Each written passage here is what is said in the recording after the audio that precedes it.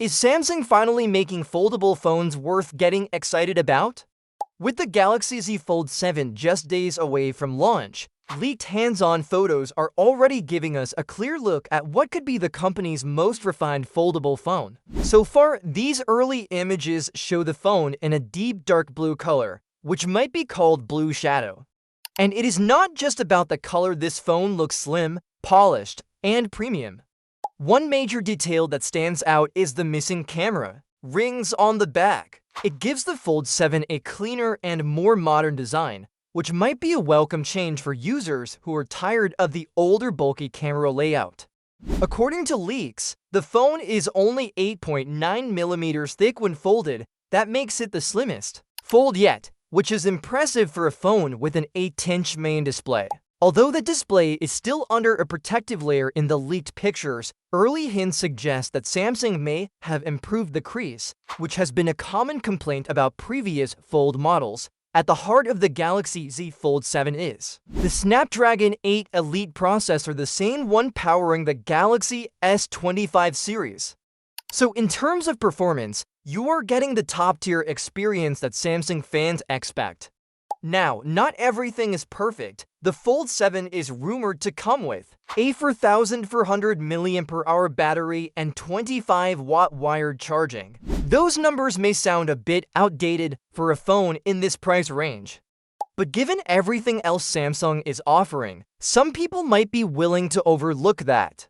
What really stands out this time is how close Samsung is getting to making the foldable feel complete. Compared to the Honor Magic V5 and the Oppo Find N5, which used to be ahead in specs, the Fold 7 finally matches up. Those phones may still have larger batteries, but if you prefer Samsung's One UI software and the promise of long-term software updates, the Fold 7 becomes a very solid option.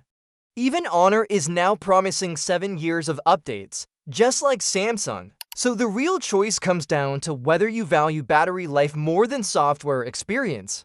And speaking of updates, Samsung is not just working on high-end foldables. They are also getting into the affordable foldable segment with the Galaxy Z Flip 7 FE, which is expected to launch alongside the Fold 7. So we are not just talking about a single phone here, we are talking about a whole new push from Samsung into making foldables more mainstream. And let's not forget the future competition. Apple's first foldable iPhone is still rumored to be at least a year away, which gives Samsung time to win people over. The Galaxy Z Fold 7 might actually be the first foldable phone that convinces people who are still waiting for Apple to make their move. The foldable market has been a bit slow lately, with fewer major changes year after year. But with the Fold 7, Samsung might finally have a product that brings some real excitement back. It looks better, feels slimmer, and has the kind of specs that make people stop and pay attention. So, if you have been waiting for a foldable phone that finally feels like it got everything right, this might be the one. What do you think about this leaked hands-on look at the Fold 7? Is it enough to win you over? Let us know in the comments. And if you like this video, hit the like button and subscribe to our channel for more updates like this. What if your next iPhone could do more than ever without breaking a sweat? The iPhone 17 Pro Max might just be that phone. It's expected to launch in September, and if early leaks are right, Apple is planning some serious upgrades, not just on the inside, but also in the way the phone looks and feels. Let's start with the camera. Instead of the usual square bump, Apple might go with a rectangular layout that stretches across the top. It's a big change that could make the phone stand out instantly. But it's not just for looks. This design might help fit a new 48 megapixels periscope zoom camera. Right now, the iPhone 16 Pro Max has only a 12 megapixels zoom lens, so this would be a major step up for clearer, sharper photos from far away. And Apple is also thinking about the front camera.